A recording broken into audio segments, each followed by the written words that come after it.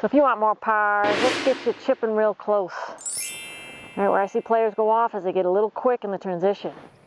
And they end up blading it or chunking it. So instead, let's keep you smooth. There's almost a beat with the transition with your chipping. All right, I got the swing guide on here. I love this for chipping. All right, because it helps you to stay on plane. So even though I'm going to come in a little closer. All right, so the swing guide keeps you on plane. So ideally you want this yellow arm on your lead arm. Right, it helps to keep you on plane. All right, I don't need it here for the chip shots, but what it does do is that I can see it. All right, so if I hinged even more, it would be on it. So it's just a good guide for me when I'm chipping, and good for a lot of players.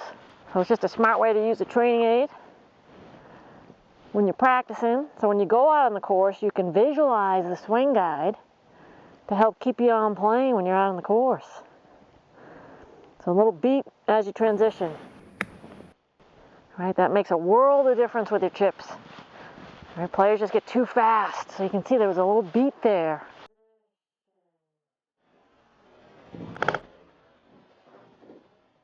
Just a little beat before I transition down. Right, players just get a little anxious. Make sure your grooves are clean. Focusing on my land spot, which is just onto the green. Using my Y technique. Swing guide as a visual guide. Smooth tempo. Not bad, it could be a little better. All right, the question to ask is, should you hinge or should you not hinge with a short shot like this? So here's my shot. It's just a short chip shot, ones we get all the time to an elevated green. Right, the key is where you want to land it. Where do you want to land it? It's off a pretty tight lie too. All right, so I have my 58 degree. This is my go-to wedge.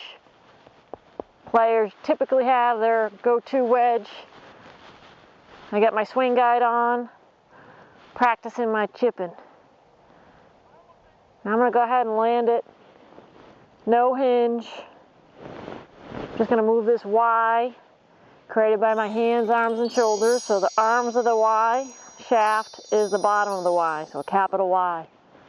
All right, minimal hinge. I'm going to just move this Y back and through. Let the loft of the club do the work. All right, this keeps chipping really easy, and it's really, really good technique off these tight lies. Play the ball in the upper center, more weight on my front leg, pivot. All right, so players go off in a couple ways with the motion on the downswing. They get fast. So they either get fast with their arms or they get fast with their torso. Either one is no good. All right, so we want to be smooth, little beat at the top. You're just going to return this club to where it was at address. So a little pivot, straighten, hold your finish. All right, so super tight lies. I like to play square face, slightly open, because this has a tiny bit of cush to it, very tiny. If it was really, really hard, I'd just play a square face because the bounce can kind of ricochet off the hard pan. If it's super high. If it's super, super tight. So if there's not a lot of grass, play a square face. This has a little bit of cush, still tight. So I'm just opening the face a tiny bit. All right, the key is smooth tempo, a little beat at the top, and then I just straighten.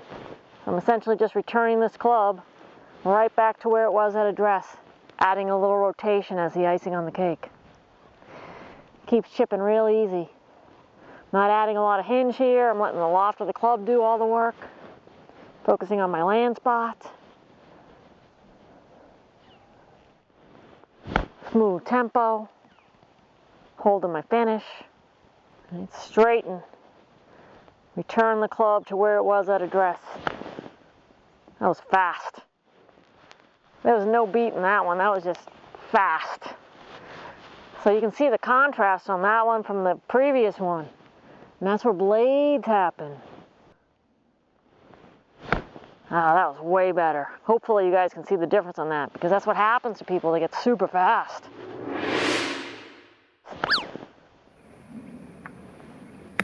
Ah, that was way better. Hopefully you guys can see the difference on that, because that's what happens to people. They get super fast.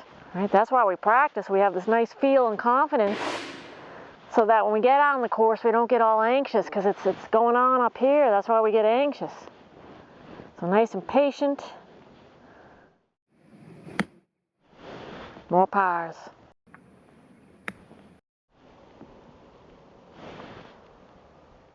Not bad. Could be a little better.